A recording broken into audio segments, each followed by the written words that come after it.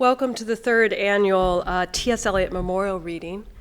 I wanted to dedicate this event, if I may, to Bernadette Mayer, who recently made her journey to the great beyond. Tonight's program is made possible through the generosity of the Eliot Foundation, and I wanted to extend my profound thanks to the Foundation's trustees, Claire Rahill and Judith Hooper, for their steadfast support and assistance. I also wanted to express my gratitude to the staff of the Carpenter Center, where we find ourselves tonight in their subterranean film archive, and where in a few moments we'll invite you to immerse in some videos that testify to the magnitude, maybe even the magma, of Anne Waldman. This tremendous modernist structure is, I might add, next door to the site where William James lived, and where he began his effort to bring such Eastern concepts as the stream of consciousness into Western awareness. So one could conceivably trace a through line from that site all the way out to Naropa. And just to further ground us in a zone, which is what Anne Waldman is so great at doing, we are also a mere 2 doors down from the building where a young T.S. Eliot had an experience that he later claimed affected the course of my entire life, not to mention influencing the Wasteland, which is celebrating its centennial this year. There, on a shelf in what was then the Union Library, now the Barker Center, Eliot encountered a book called The Symbolist Movement in Literature and experienced the work and visions of Jules Laforgue and Arthur Rimbaud for the very first time. Rimbaud's spare yet spacious and ecstatic insight, Je suis un autre, I am another, serves as the epigraph to the very first poem I ever encountered by Anne Waldman, in which she sends forth 1,000 ships beyond ego land in the uncontained multitude of her catalyzing and cacophonous text, Fast-Speaking Woman. To launch our own celebration tonight, I invited some friends and contributors to her recent New Weather anthology, which she co-edited with Emma Gomes, to reflect on the life force that is Anne Waldman, and to create via iPhones or whatever tech they had at hand some brief videos honoring an artist who has dedicated her existence to thinking, writing, and acting beyond all that is wall in us, all that constrains us from community, compassion, presence, and creation. I also asked director Alistair Julian if we could have the honor of showing an excerpt from the phenomenal forthcoming documentary Outrider, which will round out our evening screenings before Eleni Siklianos introduces Anne's reading.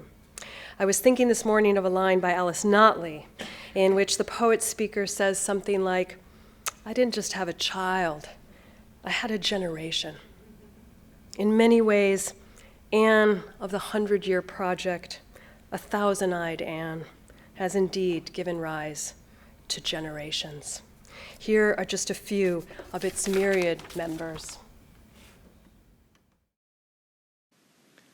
I am crossing the harbor in Baltimore, Maryland, thinking of Anne Waldman and her pursuit and vow to poetry and her 100-year project at Naropa.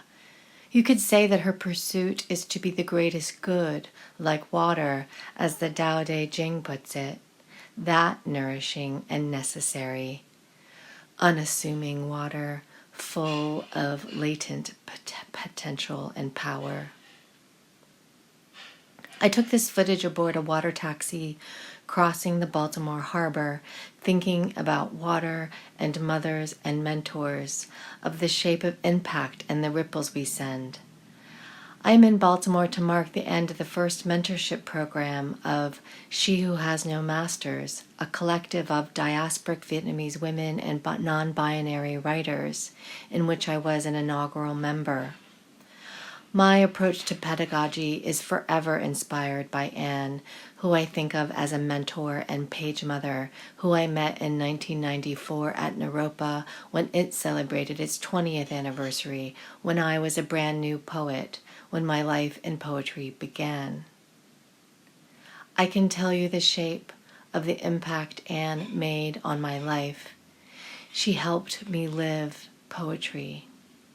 The impact of small press editing, demonstrating how one can be a curator, a publisher, a parent, a poet, political, her abilities as poet on stage and with other medias, and as teacher, schoolmaker, conjurer, conduit conductor. Here in Baltimore, I join the She Who Has No Masters collective to discuss our long-term project of mentorship, our way of expanding the ripples and supporting those who come after. I think of Anne Waldman on this water taxi as we approach a boat named Wisdom Line. Rather than being a social worker, that's what I thought my destiny would be in Baltimore, Maryland, as a confused post-undergraduate drifting person with secret desires to be a poet. No, I wouldn't go to graduate school in Baltimore. Instead, I would meet Anne Waldman and understand the nature of poetry and its possibilities.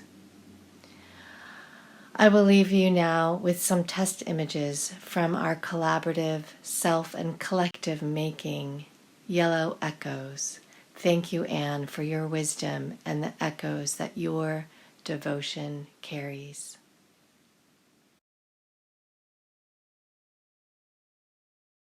Hello.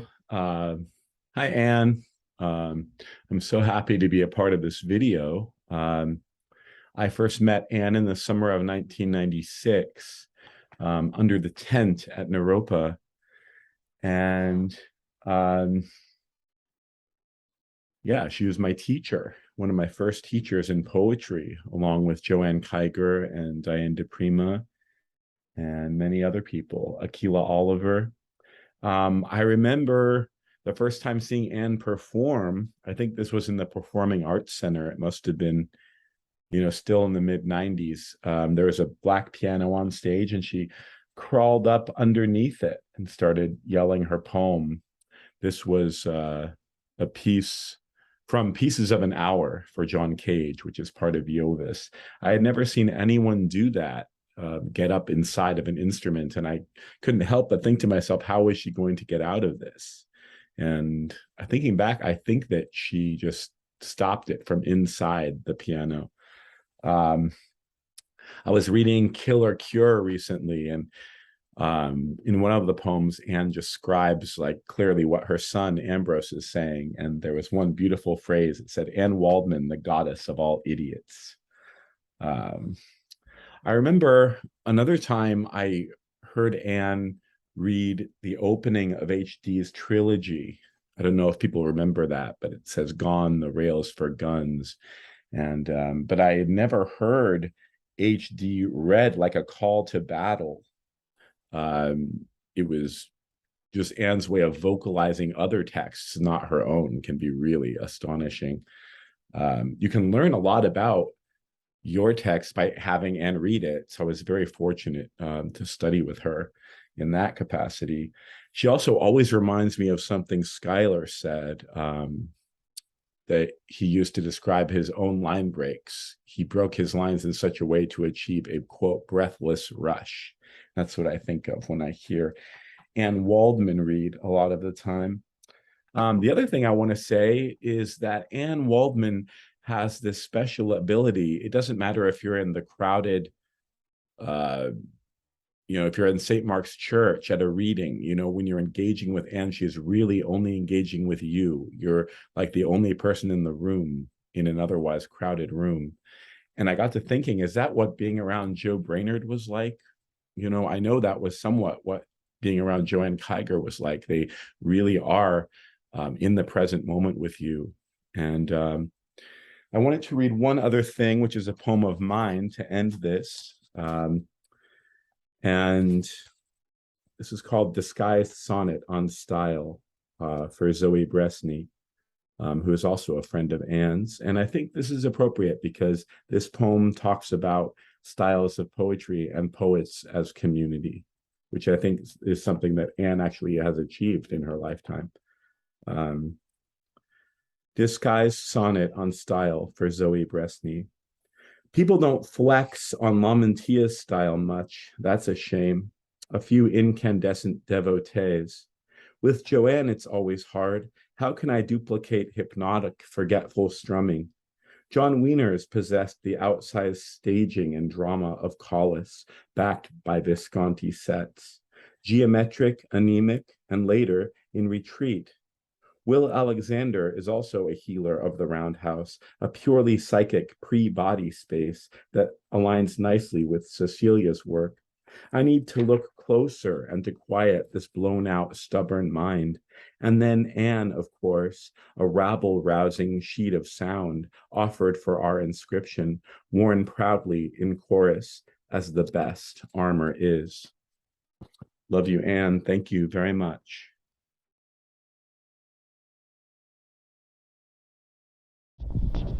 The Deciders took Anne apart organ by organ, sinew by sinew, and they copied these parts into the husk of the new Anne with skill and dark intent. As they did this, they would pause, mewling into their sinister autopsy. The Deciders took Anne apart organ by organ, sinew by sinew, and they copied these parts into the husk of the new Anne with skill and dark intent. As they did this, they would pause, mewling into their sinister autopsy. For your time, for your time, for your time.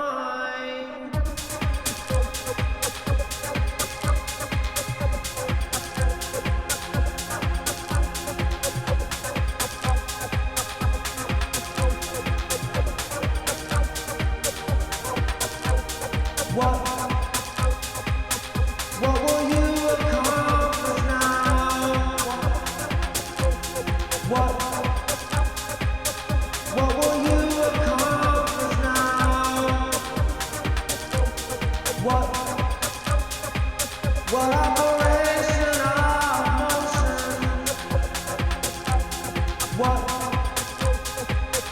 What will you accomplish now? The Deciders took Anne apart organ by organ, sinew by sinew, and they copied these parts into the husk of the new Anne with skill and dark intent. As they did this, they would pause, mewling into their sinister autopsy.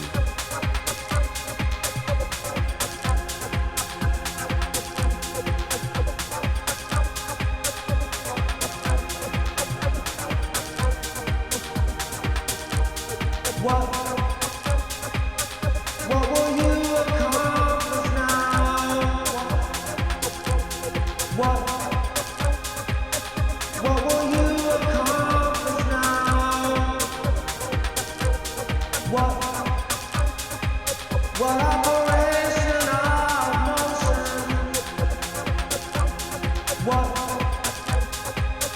What will you accomplish now?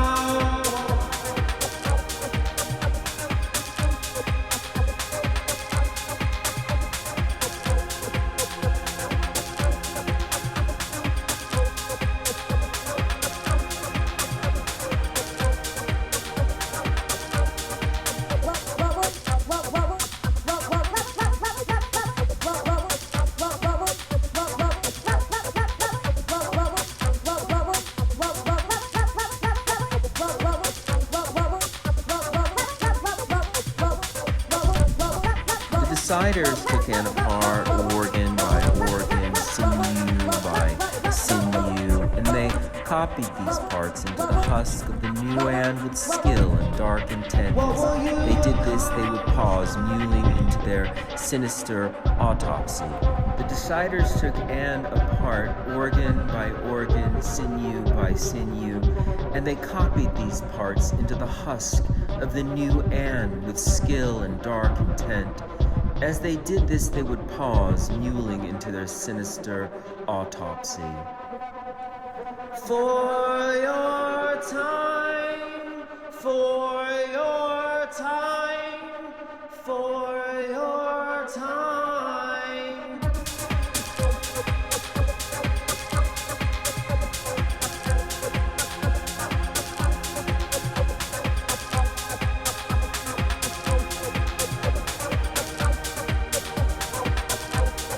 What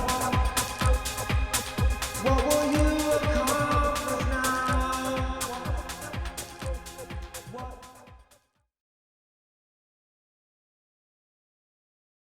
now? Greetings, friends. My name is Raymond Foy. I'm an editor and publisher, and I'm more than happy to contribute a few words in honor of Anne Waldman.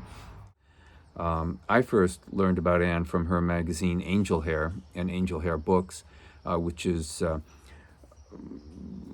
how one got sort of street level sense of what was happening out there in the world in the late 60s and early 70s.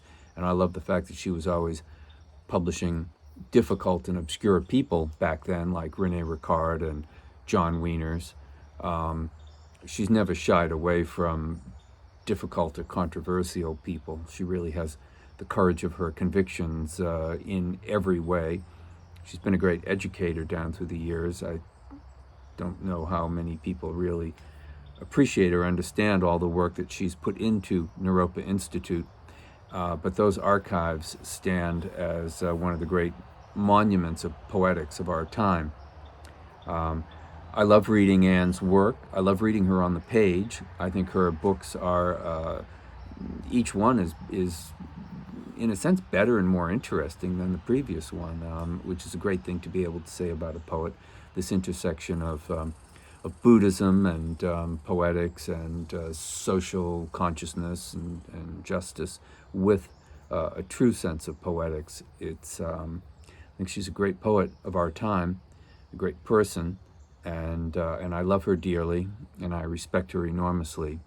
So thank you, Anne, and keep on. Peace.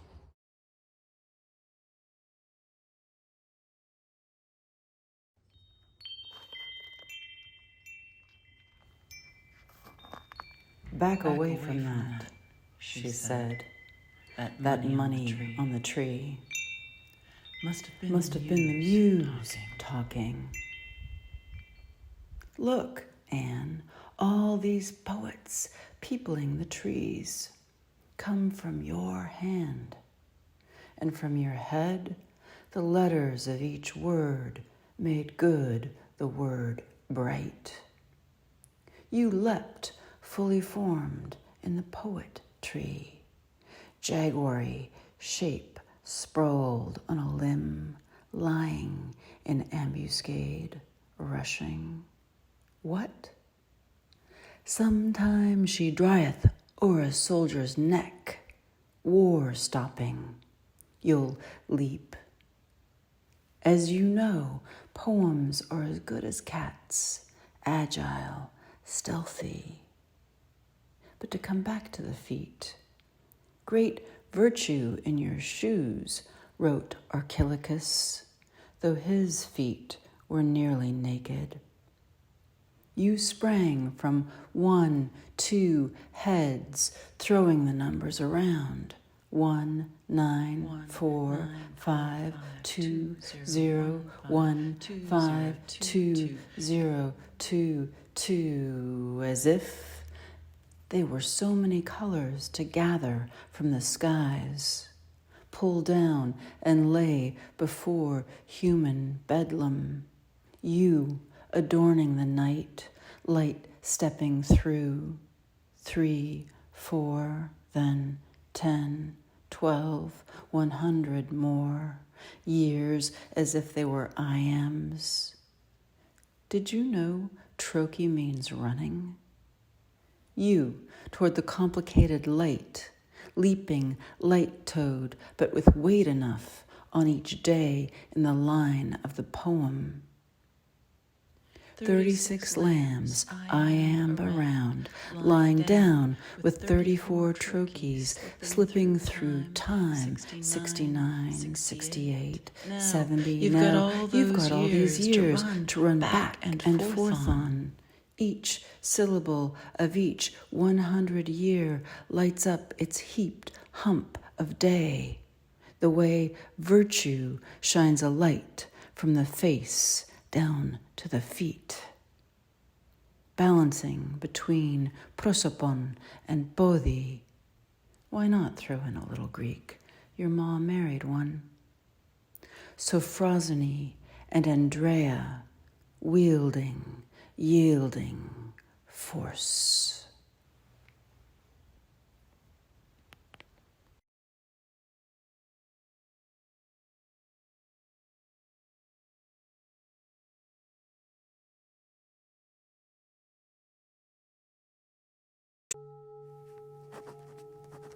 The word is a magical entity. It's a thing. The way it can build a vision of how to be in this world, to communicate on other kinds of levels beyond greed and power and empire.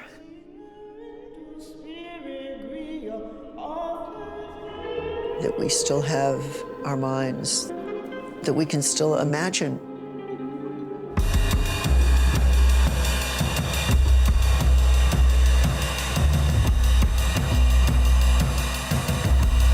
The next poet, she was born in Greenwich Village. She has affairs with books. She writes, publishes, copulates, and gives birth to books. She's Anne Waldman. They speak to us with sealed lips. I believe she made a decision at an early age about whether she would be a poet or whether she would be a performer. She chose poet and became poet performer.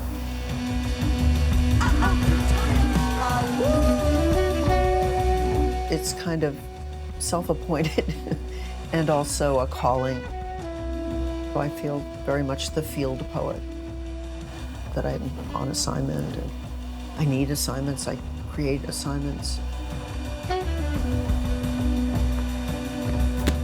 If you had one word to describe Anne Waldman, what would it be? Vortex. She knows herself. If you could imagine. Everything a partner in the dream. Again. Faces keep shuffling through like a deck of human cards. Oh, she's a wizard. Alchemist. Tornado. Poetry is so dangerous. It's dangerous. Commodification, fun hog time.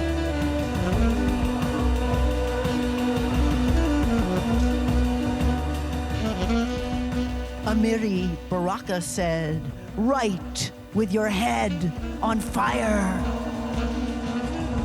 If you're a writer, you commit to that magic with the word, to keep riding, taking the whole ride.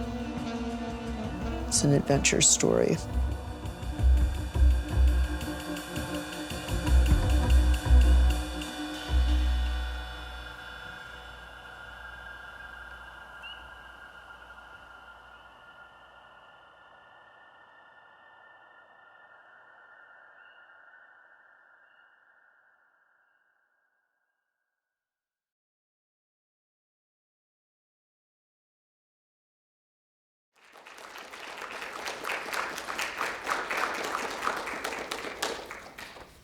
Hi, you all. It seems strange to introduce Anne after all of that, but we'll do it.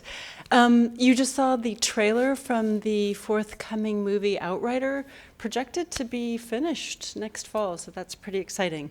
My name is Eleni Sikelianos, and I want to thank Christina and Mary for asking me to introduce Anne Waldman. It is my great honor to be here with you to do that. Just so you know where you are in time, this will take about 6 minutes. It's nice to know. It would be hard to overstate the centrality and vibrancy of Anne Waldman's presence in American poetry. She was instrumental in founding some of the poetry institutions I hold dear, including the St. Mark's Poetry Project, which she directed for nearly a decade, and the Jack Kerouac School of Disembodied Poetics at Naropa, which she co-founded with Allen Ginsberg in 1974. part of her 100-year project. Besides being instrumental in infrastructure poetics and one of the mothers of us all, she is also Emerita Chancellor of the Academy of American Poets, a recipient of the Penn Center Award for her monumental feminist epic, which Cedar mentioned, Iovis, as well as the Shelley Award, a Guggenheim, and the Before Columbus Foundation Award. She is the author of more than 70 books and chapbooks, and counting, maybe, yeah, more, I don't know, who knows, yeah, and counting, including the forthcoming Bard Kinetic, a kind of quilt of life in poetry, and the recently published New Weathers, Poetics from the Naropa Archive, which continues the project to revolutionize the act of creative writing. She was the librettist for the opera Black Lodge, which opened in Philadelphia this fall, and has collaborated with or been involved with or known almost every interesting living artist you can think of. We saw some of them in that little trailer. I once lay in a grove of aspen trees in Colorado with Anne looking at the stars. We had just eaten steaks cooked on the fire. My daughter had just burnt her hand on the grill. Anne was traveling in her mind out to the stars in the spirit of all we can't see. I don't remember what she was saying exactly, but it seemed like she was describing tiny glass atomic cities built on each star, speaking to the beings there. It was like being inside an Anne Waldman poem with Anne Waldman lying next to you in the grass in the dark, traveling through the interstitial spaces, through membranes, as she was thinking of beings she'd speak to out there in space, politicians she'd scold along the way. In that moment, I knew that if anyone will be able to speak to aliens, it will be Anne. With her mind that holds all galaxies of poetry, she will be entering a chat room with other galaxies as soon as that possibility arrives. When I try to give shape in my mind to Anne's deep essence, what arrives is righteous hurricane, restless traveler. When you read the poems, you have a sense of all the worldly places this sleepless, engaged poet has brushed through or landed in. But you also have a sense of all the extraterrestrial loci and the places on Earth that require more or less than a physical body to inhabit. Let's call it celestial jaguar optics. Anne has always manifested the poem as a vehicle not just for mind or state of the world tracking, but for spiritual and physical change. It is not a tightly controlled little universe with just a few breathing holes. It has always been a place of drift and event, full of oxygenated, aerobic activity. It's always been a place of textual simultaneity in Anne Waldman's poetry head. She travels by magic window and by syntax, not cutting corners, so much as leaping worlds on a pivoting lingual toe. I first met Anne when she was 20 and I was 6 weeks old, and she was on her way to the Berkeley Poetry Conference about to take a vow to poetry. But I didn't see her again till I was 23, just after I had taken my own vows. Little did I know how much that rekindling of connection would anchor and shape my life. As a then loosely linked member of my family, she took a more solid form as poetry mother and life mother. I turn to her poems when I need calming down, and I turn to them when I need riling up. I turn to her when I need encouragement, and I turn to her when I want to hear worthy anger about the world and its nefarious politics. I turn to her when the sharp, weary machinery of Western capital feels like it will shred me and everything I love, because her work and her presence on earth are those touchstones that remind me that poetry and art are what make the world worth living in. In about 1971, in a letter Ted Berrigan wrote to Anne, "If you're doing another world," speaking of the magazine long associated with the Poetry Project. Yes, she is doing another world. Anne Waldman is always doing another world, and we are lucky to share in any one she does. In Baby Breakdown, she writes, "A restless energy starts, and starting thus, coat on, she's gone. But she's here. Please help me in welcoming Anne Waldman."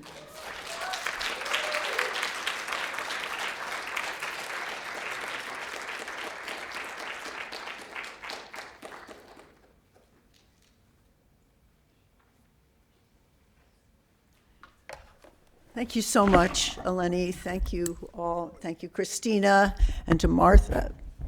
Is this loud enough? Okay. And to the sound people and everybody who helped put this together, and to all my friends who contributed those amazing words. I feel like I have to go take some heed. I have to heed some more things after seeing them. And I want to thank I'm glad that Ed Bose is here, my partner. Very happy to be in this space, in this extraordinary building, famous building.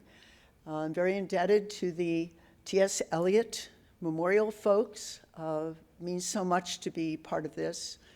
You know, a life-changing poet, you know, reading him early before all this stuff that goes on today about who's in, who's out, who loses, who wins. The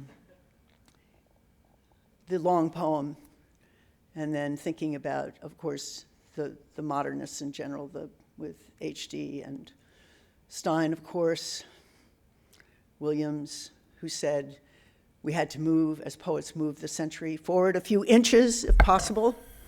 And I think a lot of those people were doing that. Wallace Stevens, extraordinary to encounter those writers at such a key time. Being born, you know, at the end of the war, wondering about that as the years progressed, being in touch with, you know, all kinds of things that some of us experienced in the 50s, the 40s, everybody remember? So somehow carrying that, and with that is always the return to those poets that made such an impact at the time. So Bernadette Mayer, as some of you know, as Christina so eloquently spoke of, passed recently. She was born in 1945, a year I share with close to Ed and others in this room. It's so great to see Fanny Howe here, thank you, who knew Bernadette well. And she passed on November, right the day before Thanksgiving, and of this year. So I went back, I was thinking of elegy and T.S. Eliot and eulogy, and so reading the four quartets, so started to dial into some of that sound and language, almost, you know, dropping in for a moment here and there. This is just 2 days ago. So I'd like to dedicate this to Bernadette Mayer, and it's called Future Burnt of Leaves. Holding what echo of you and the dried flowers downstairs Bitsy left cyclamen a moon ago? Was it a week ago and you had handmaid in a sentence and wanted Myra of the roads who wrote down, who are the ones one loves? You walk your half track, another path outside dust. And you were taken from us, and they all know you, the poet parts and the place in it, on with them, it and the continuous, the elders said, modern will jump to that and we'll ride poem together, reveal and revelry of forest and rigor inside the dancing, a cradle of all you are knowing, taken from us. Met you at the station and sea away together. It was the Dutch in the matter of water up, mooring Spuyten in eastern deluge for a date, and not look back from the airplane to Chicago. The forest was a red eye. I was distracted when the car left. Not take what you can never get, never still, like the Medicis when they went out the candle. What trace, what apparition, a circle of sun in our time. A scaffold, were they a scaffold, a scaffolding family, jubilant, a profile, holding up as mud does, Theaster says, performing for us, mud performing for us. And Hecate and soil and death, it's moth light. Oh, tell me about resurrection. What goes on in November when we gave thanks of virtue on the endgame? Dark her eyes, huge lanterns in the dream. Sear, your old love like mother profile, he said of you. His mother, Ed, said, I not here inventing mothers for you. A profile it was between our wars, stilled by your letter. What would this do this day? This for touch of a trove taken.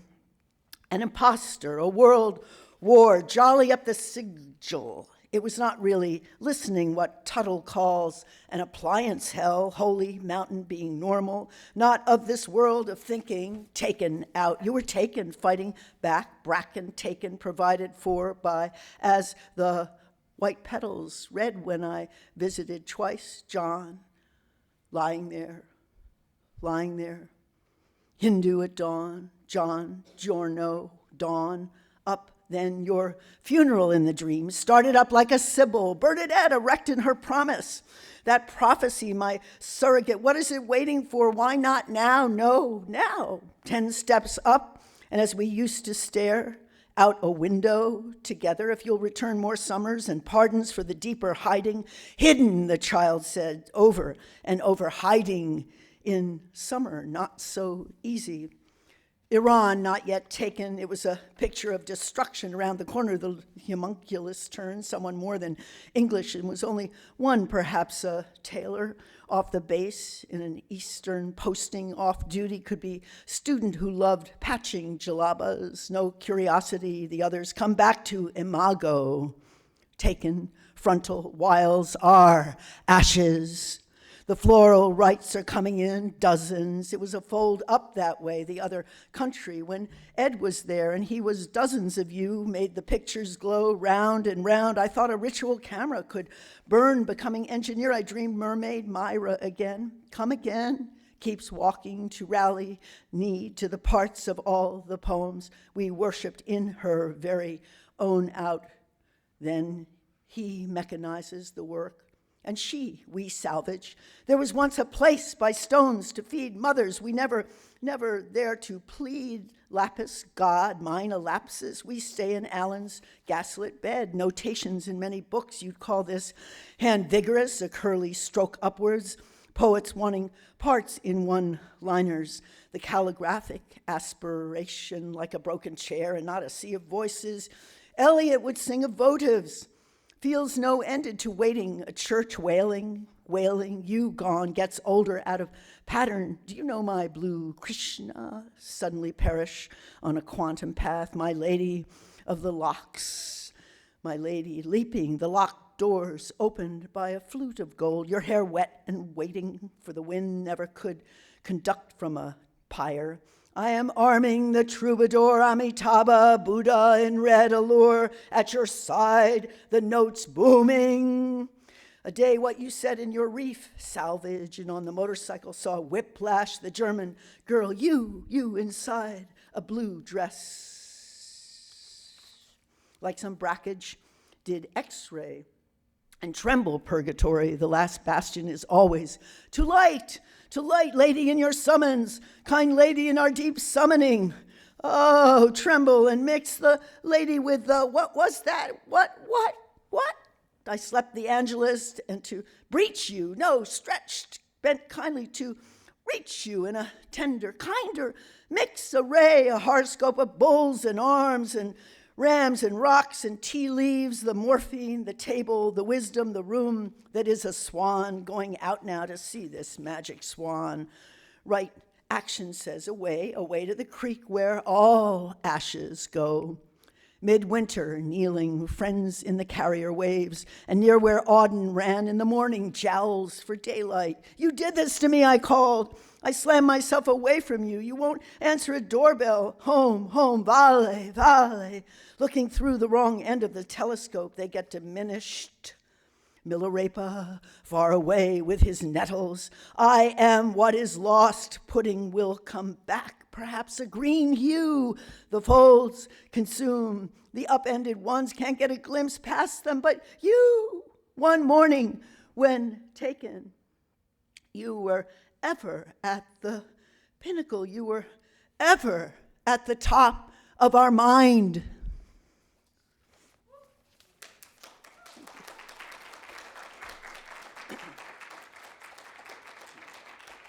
Thank you so much. Thank you, Bernadette. Thank you, Ed.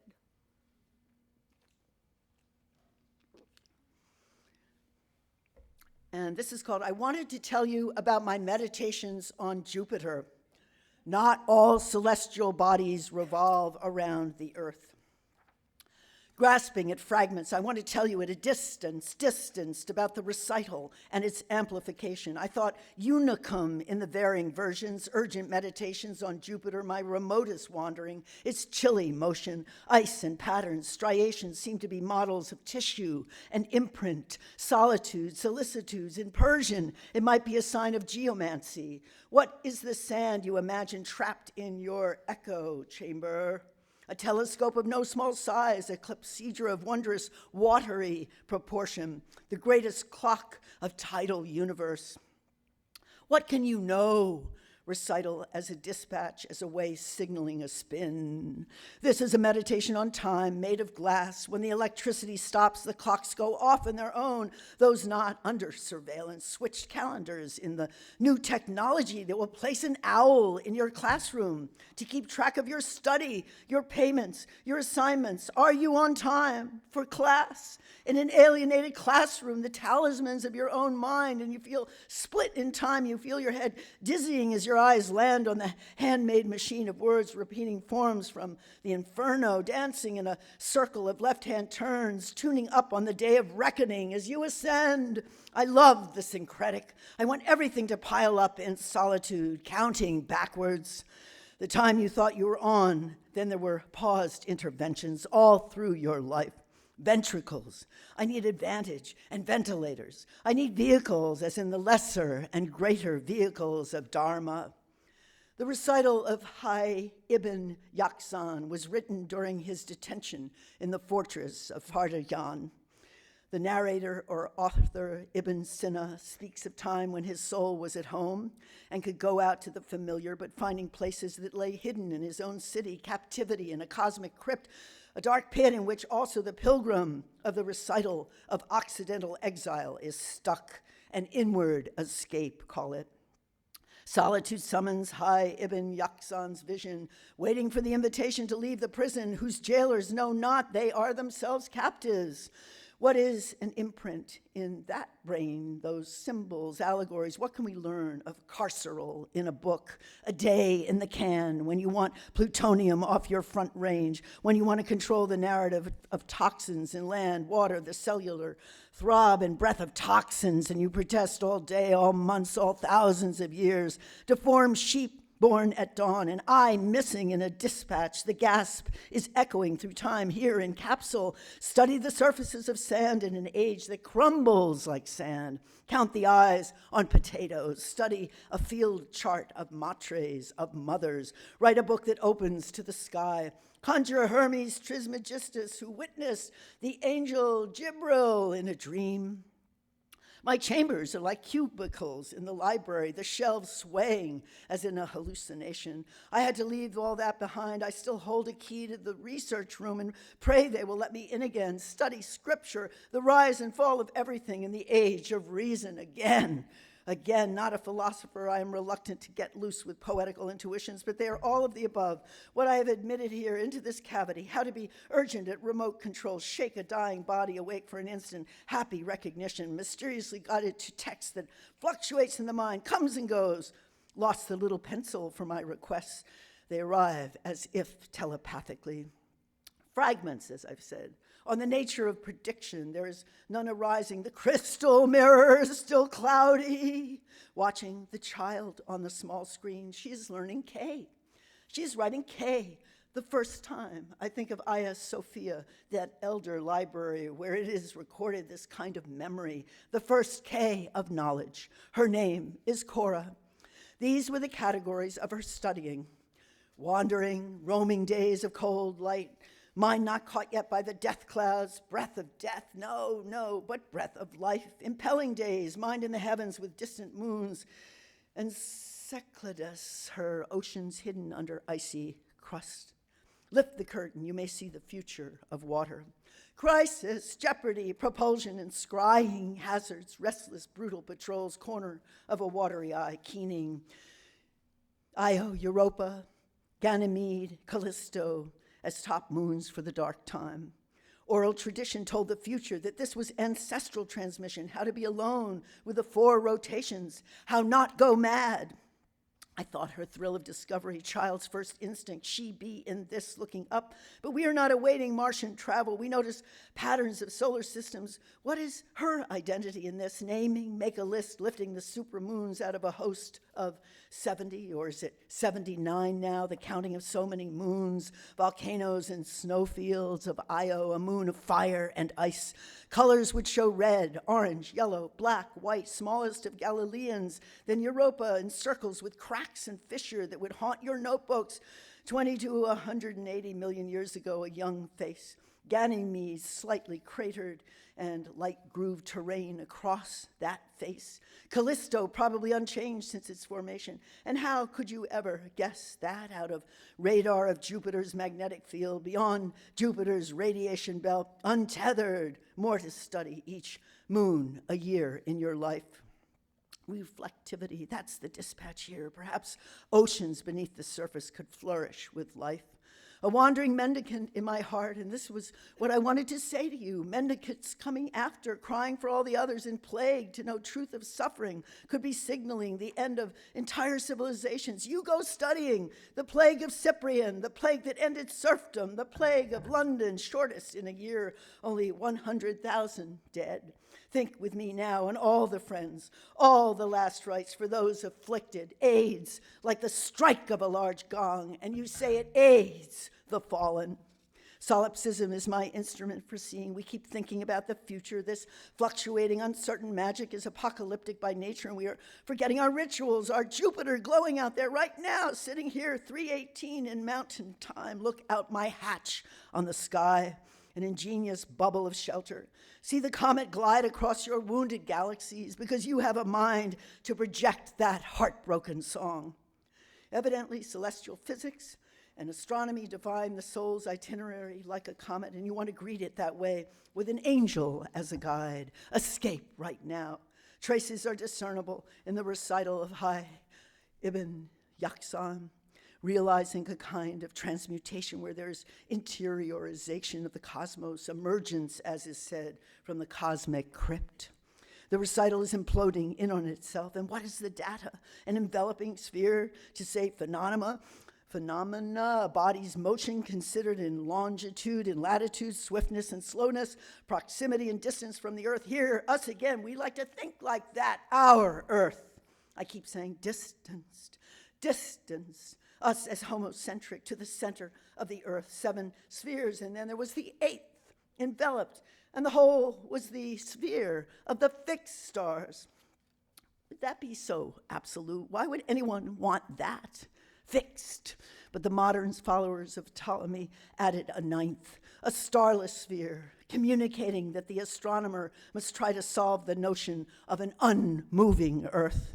What will we continue to know when science leaves us stuttering? Turn off the light, enter that little cavity, find a corner, a movie theater, unsafe in 2020, in 2021. in 2022, in 2023, in 2033, 2043, 2058, 2066, 2027, 2075, 2079, 20. How long is your plague? 2099? Is it really so dark, stuck inside or out?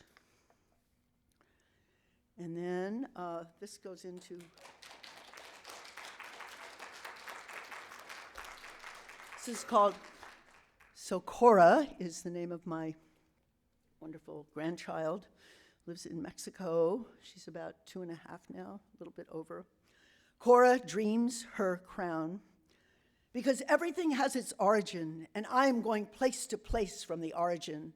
That's Maria Sabina, one of the great poets of our time, of the last century, lived in her barefoot in her milpa, tending her plants, was an incredible Mazatec shaman with many, empowered many, till she said the magic left Huatla. So that's Maria Sabina. Tender hooks in an experiment, classroom gone empty, fateful pandemic. I write truce with new second alphabet, forgetting truth.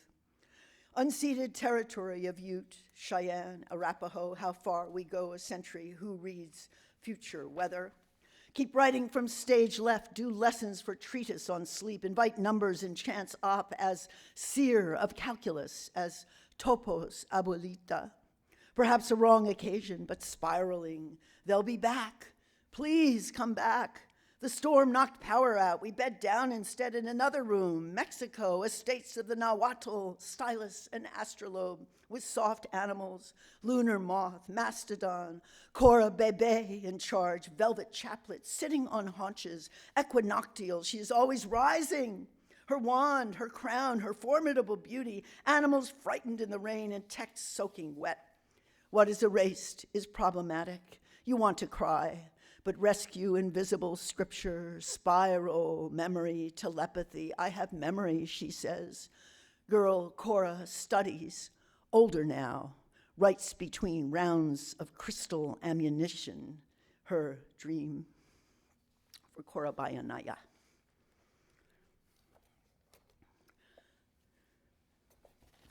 This is Chenrezig. Avalokiteshvara, one who always looks down on all beings, who looks down upon sound, the sound of the cries of all the sentient beings who need help, looks down with this endless compassion. Chenrezig walks among us for the Dalai Lama. Continuity in this name, Chenrezig, Ras, continuity, to look.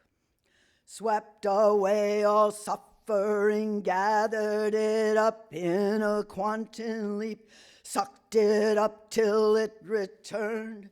And when he looked back over his shoulder and saw all suffering come back in a great wave, all suffering riding and filling up nooks and crannies and crevices and templates of the world, all suffering, filling neurons, quarks and leptons, troubling minds of fathers, mothers, sisters, brothers, all children, lovers, all sentient beings suffering. Passion, aggression, ignorance in the middle of night, strapped in demon mind, nowhere to hide. When all pounding suffering rides in and mind splits in 1,000 pieces. Chenrezig wept in his head split in 1,000 pieces, and mighty red fire Amitabha leans in and puts the puzzle back together, wires it with tantric thread, at some extra arms extra. It's a conglomeration of tendencies, this wisdom body to rid the world of all suffering. More arms and heads take charge, build it better, a deity to maximize power, a bodhicitta to ease all suffering. And now Chenrezig had 1,000 arms in all directions of space with numerous accoutrements, and under those arms 1,000 hearts, better to banish all suffering of Tibet, of India, Pakistan, stateless Rohingya, whatever his crystallized land, whatever map of suffering he alights on, keep emptying Israel, Palestine. More wisdom eyes in all the pores of his body. Chenrezig walks among us, humble prince toward all systems of empire. Chenrezig walks as all constituent forms, precious ink, diamond, scepter, skull, cup of blood, thigh bone, trumpet, dissolve in mind, and lotus at his feet rises again through cracks of a concrete city, or charnel grounds eternal, or star flowers shoot at dark of a distant galaxy. Out of his world, his heart is that big, and Dharma gates are endless. He enters every one of them. Typhoons and famine dissolve. Emptiness has formed to come back at you. Blow back his love. Come back at you. Multiverse moves in the night that never sets. Is it cold out there? Will Tibet be liberated on Judgment Day, and China come in peace, and planet not royal with dystopia and ghosts of hunger, and will relight the butter lamp gone out in panic of the dark age. Banish the syndicates of samsara, put away your text of doom, turn the wheel again in our frail Anthropocene. Chenrezig walks among us, and no identity endures, yet bodhisattvas are ever active, invisible elves, swirling shamans, shape-shifting wizards every hour, dedicating the merit. No end time here, but aspiration to press harder, harder. Don't tarry, don't tarry, don't tarry, keep trying, sweep all suffering away, all pockets of the keep thou with mudra, with mantra, every mala bead a thought for others, golden thread of enlightening in every step in all directions of space, and push against the darkness, push against the darkness, push against darkness, push.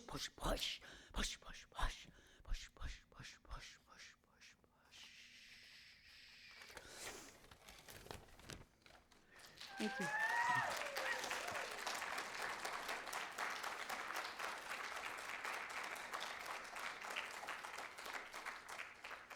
I'm going to read an old piece. There's a friend here. We were at a family wedding, and I read this older text, and she reminded me of it. I just need a moment of light.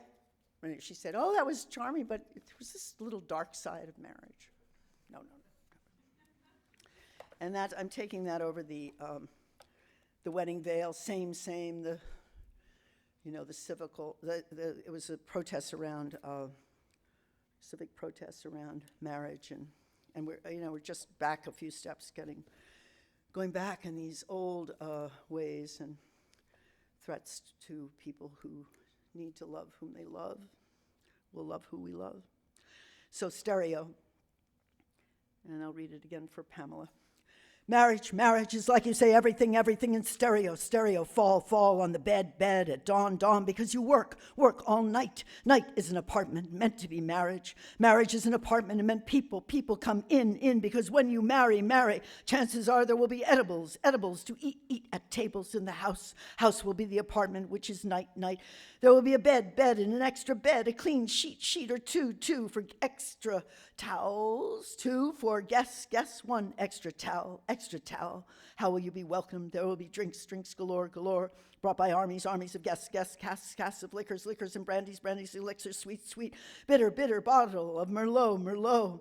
When you are married, there will be handsome gifts for the kitchen, sometimes 2 of everything. Everything is brand new espresso, coffee cups, a finished plate, a clock, a doormat, pieces of art, and books of astonishing medical science with pictures, even richer lexicons. When you are married, there will be more sheets and towels arrive driving, and often a pet or two. You definitely need a telephone and a cell phone when you're married. Two. Lines. You need separate. Electronic mail, accounts. When you're married, you will have sets of things, more sheets and towels matching. You will have duplicates of things. You will have just one tablecloth. And when you are married, you will be responsible when neighbors greet you. You will smile in unison. Or you might just say, oh, he is fine, she is fine, they is fine. Or she is just down with a cold. Or they is consoling weary traveler just now arrived from across the plains. My husband, she says, is due home soon. My wife is very busy at the moment. My husband, she is very, very busy at the moment. This very moment meant goodbye. When you're married, sex will happen without delay. When you are married, you will have a mailbox, and a doorbell, bell, ring, it rings again a double time. You do not have to answer, that's sure. For when you are married, people understand. You do not have to answer a doorbell, because sex may happen without delay. You will hear everything twice through your ears and the ears of the other, her or him, or they or she, or case may be, and he and she, case may be. And when you are married, you can play with names, and rename yourself if you like. You can add a name, have a double name with a hyphen if you like. You can open joint accounts when you are married. Marriage is no guarantee against depression.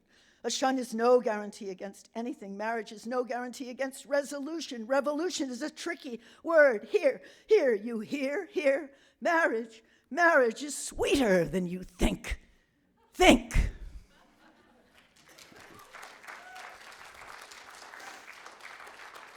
For Etel, and under the blue clouds of Babylon, turtle doves announce a thunder.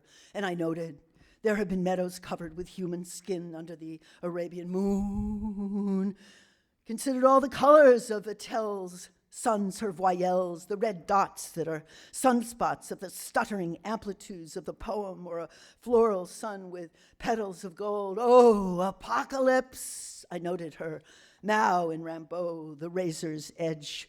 Treason floats down the smooth surface of the Euphrates like a woman, and I noted they eat the Palestinian's liver before he's even dead. Oh, Etel, I noted you saying Iman Ali dances over a nuclear blast. And I noted we crucify Gilgamesh on a tank Viking II that's reaching for Mars. Okay, let's see. Conversations with a visionary botanist. Green grass, you said, and stepping back, human and thinking it's true in this life. And of course, green is where I come from, the way we rise from sea. Mermaid, you mean, I mean mermaid is dream mermaid, the plucky green mermaid, you said. And I had said our spectrum must be green. And you said the fungal mat, mycorrhizal, and then the love affair, fungi and algae, and not lawn or loam, not necessary in many a place, but what they established, symbiosis. Green from Old English grown, because tidal life is grown, because plankton is grown, because green, because you run on. Poetry is the pain of time. And I said, we walk by the ocean deciding to do this for our love, our attraction, our desire. And you said green is slang for money. And I say, oh, not that. People out here riding a beast the color of sand. Where on the spectrum, I ask, we'll walk on the cold tundra, talk about nanometers, photosynthesis, because grass and adherent will be present in your eye, ever, even absent eye, Peter, eye of hiding regret, eye of sweat. And you saying about dryness, I asked how it might look rasping, why not always green? And you say drought or doubt, then I thinking how urgent this is. And we say we walk in a dark proverbial forest. We walk, a raven's cry, we walk, that it is protozoa that they be alive too in you. Creatures, earth and sky, what do you know of the rest of it? Fire is a first cause from your beastie breath. Imagine a death day that is drawn of cerebral work, not manicured to be cradle of green.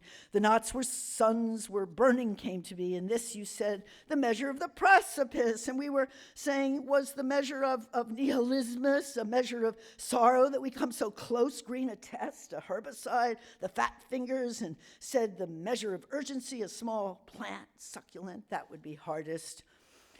Nuclear fear, what got leashed? And we both said, do without me. World, time tabulated all over colors. The green of the peacock, and I said, treachery of green shirts. And you said, our time is a teacher of any color, stripe, and green, memory of catastrophe and intersection as you walked with your friend, scientist, like the activated, uninvited guest you welcome, interior space, all of a green, secretly buried and murmuring art of social memory where graphs are housed and perish and disappeared.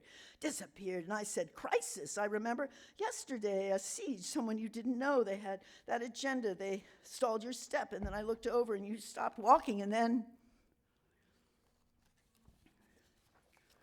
So, little bit from Extinction Aria. This is a very, let's see, just do a little bit of this. Sort of goes through the Buddha realms, the hell realm, the hungry ghost realm, the animal realm, the human realm, where it's said we have the most ability to communicate, and then the warring god realm and the blissed out gods. So let's see. Oh, on and on and on. Pray to, ink. Animal. Troubles, Abraxas, not sure, thinks. If the human is something, if the human is lying down, it is pretending, it is an it is a she, and not she. It pretends and does not know what it is. It thinks, I am this. The human is under the influence of humanness, of becoming human. It troubles, it waxes, it is atavistic. It does not want to wander anymore. It can't stop wandering. Cybernetic capacity, dance, but destroys as it wanders. It communicates. It is the best at this in all the realms. It can talk, take, risk. That's what it means to be human. And language is its ink is imperiled. But something in between desirous, the human wants to be complex, so human. The contour of you is innocent, but because you make up things, you are dangerous, ever in incantation. You are aggregate, porous, ahistorical. Don't get it, ridding the world of all but you. Humble objects, where are they? Everywhere in the landscape. You notice. Go look, that tree which is an ash, sit down under the walking trees and want to have legs and ink and want to be my own portrait, a full portrait. Ink will tell it all, light and shade, nuance of the hidden, a bee in the ear of the human, the starling in the beak of the human, how talk to the wind and come to God. If the warmonger is inventing a battle cry, he is ready to go and he thinks, I am a god. You will know this by an easy slogan. Words will be cheap. I am a god.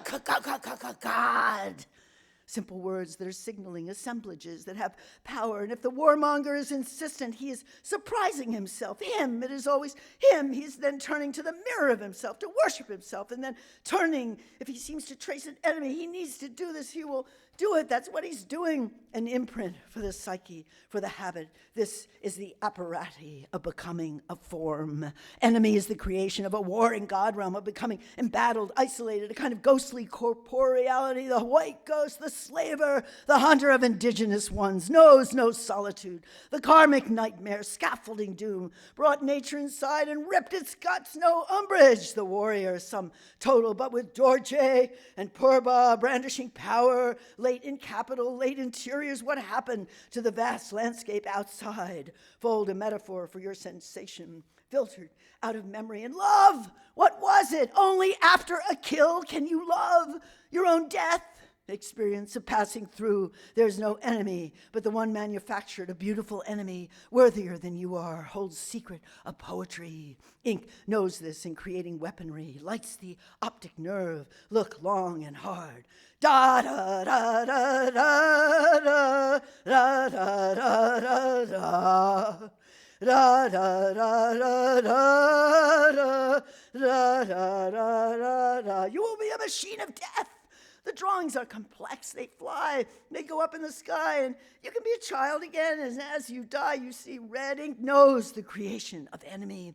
Ink would be harmonious and duty would be harmless, blind, unseen, were it not enemy calling ink to task and telling and becoming if it weren't for enemy flailing its wares. Ever new economics of things to go tonally gray. The marks respond to an inner clock, wind down and explode. A grip spirals, hope and waves, ink make when it is blood. It is a vertigo. It is a kind of revelation. The enemy was recognized by his uniform, hair standing on end, the terracotta warrior inside the mind, the pink of rocks becoming pink of sky as you die, selling weapons you love to make to the enemy. Ink settles there like the blood it is, ink making a kind of ancestry, a mark, rapid deployment, swift calculation. Though you sit thousands of miles away, consult your chart of doom.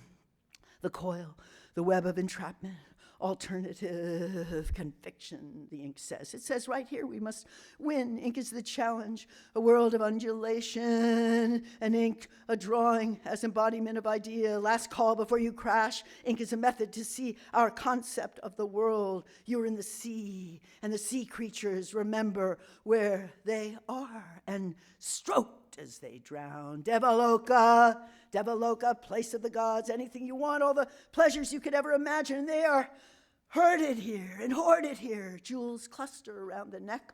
Oceanic ripples of all exorcisms thrill the chakras. Drugs are nothing compared to the ecstasy of the God realm.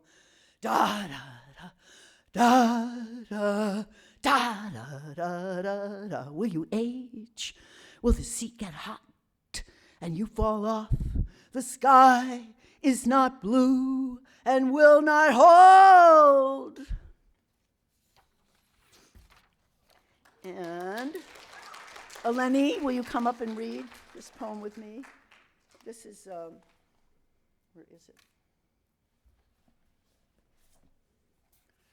This is from Trickster Feminism. It's got sort of two voices, so I invited Eleni to come and join me here. Where is it? Here. It's called Struggling Me with Your Lasso of Stars. And that's a line from Aimé Césaire. And ends with a little litany, sort of written in collaboration with Amiel. It's much, much longer, but just a few lines of that. And it came out of traveling to El Paso and other borders where people are struggling to get across those borders.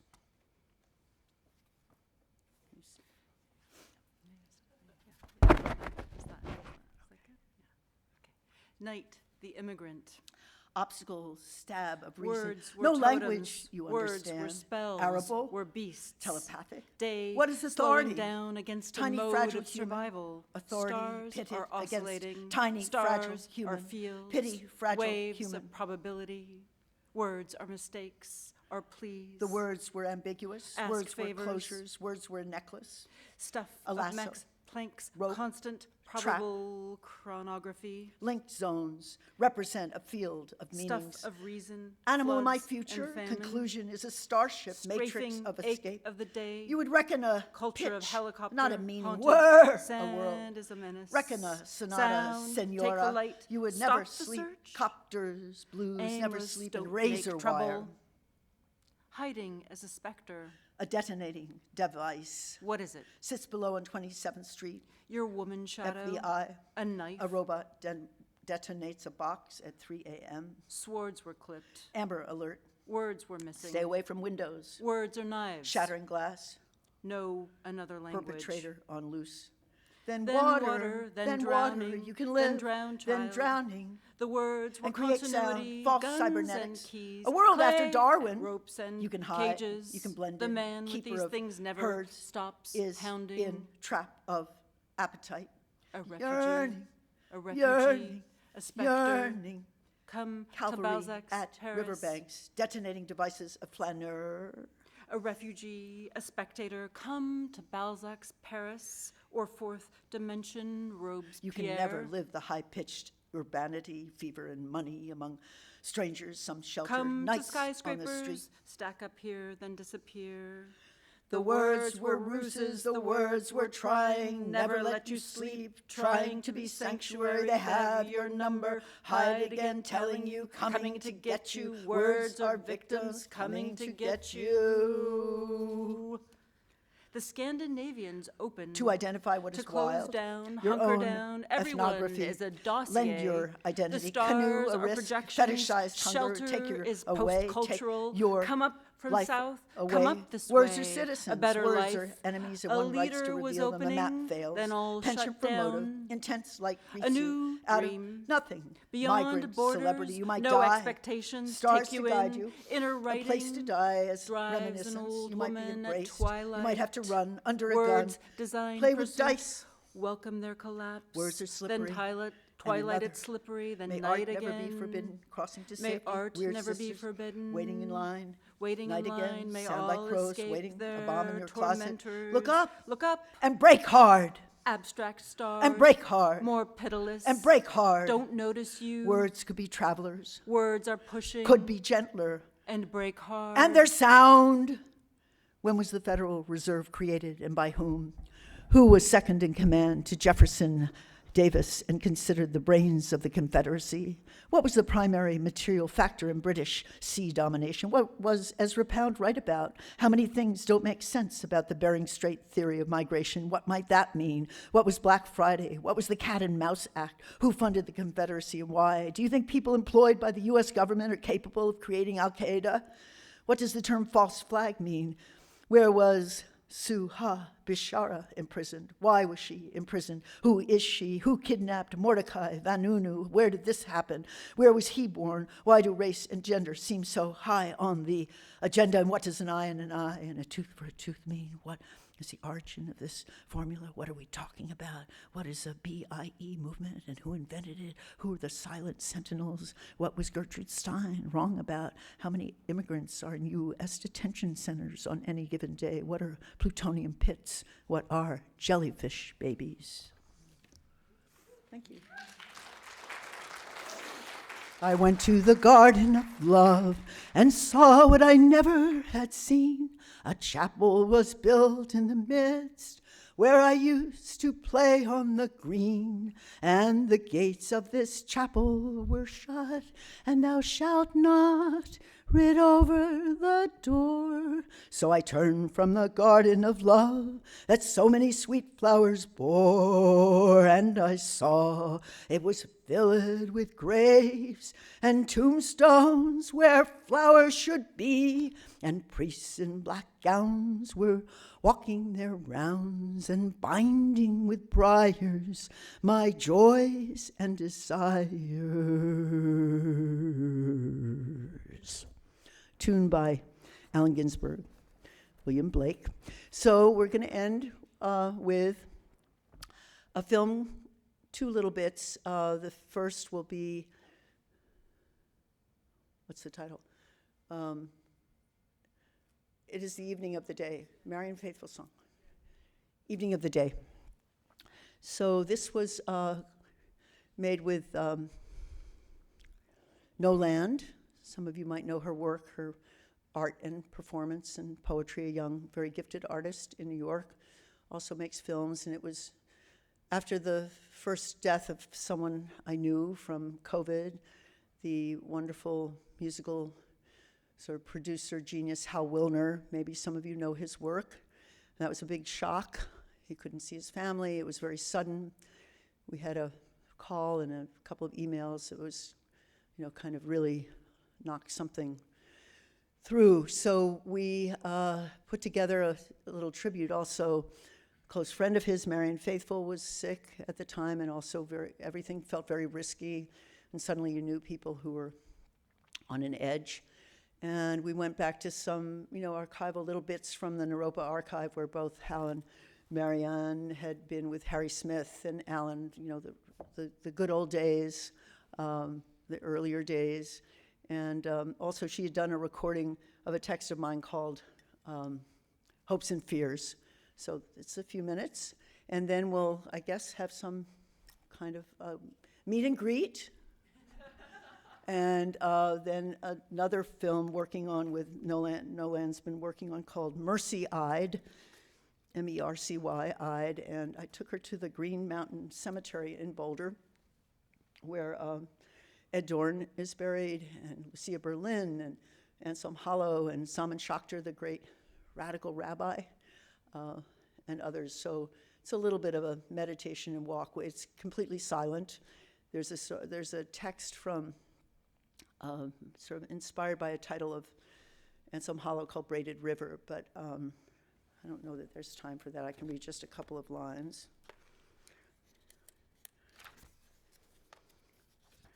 Oh, I don't know, where did I only see this poem for John Ashbery? Okay. No, we'll say that for the next, what? John Ashbery Memorial Reading. Okay, yeah. It's called Shadow Behind Eclipse. Anyway, Braided River is a sort of meditation on how the Neanderthals came down and threw petals on a grave. So that idea of throwing the petals on the grave. I love working with her sense of rhythm in her visual work. So I love working with Ed, who's a filmmaker, and people who in this room who've been involved with his projects. It's just a great special treat. I didn't know I was going to be in this room, exactly in this building. I don't know where I was, in some other planet, Jupiter. So again, very, very touched by all this. Thank you so much for the work you do, extraordinary work for Archive, for future memory, for memory eternal somewhere. Thank you. Okay, so let's look at this film, Evening of the Day.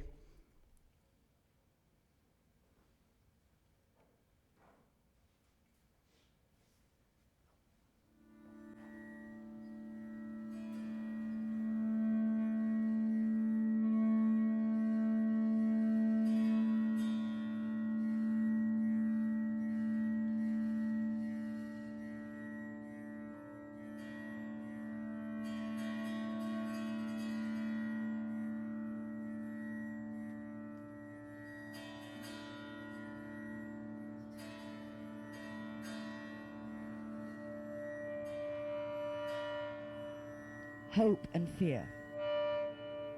Hopes and fears, you have them. You had them, hopes and fears, you have them. You had them, hopes, you have them, fears. Hopes or fears, you had them, you have them. Hopes and fears, you have them. I won't say no, you have them. I will say it plainly, you had them. I had them. Hopes and fears, I have them. Wake in the morning, fear, the clock, the day, I had it. Wake in the afternoon, fear, the clock, quiet, I had it, fear. The night, noise, the street, I have it. Person beating his body against a building, I saw it, fear. He had it, she has it. Hopes and fears, you have them. All the bodies in morning light, they have it. Wake in the morning, fear. The clock, the day, job. Another person was there, he had it. Wake in the afternoon, she was gone, he had it. Two men, one had it. Two other men, both had it. Fear, they have it. Two women had fear of being alone. She won't walk down the street alone or say goodbye. Then her friend needed to be talking constantly. They had it. Fear, the radio, the forecast, the debt, the man had it.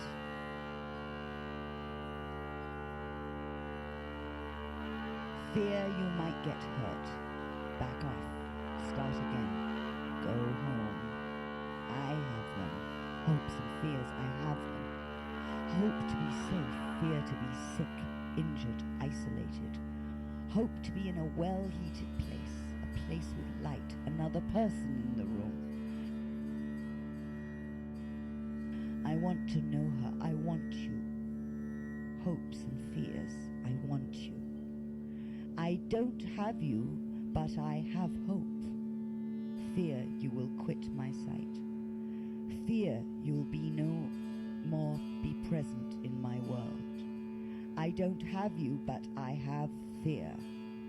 Fear, I have it. Do you? Do you have it? Fear, what is it? Fear, who is it?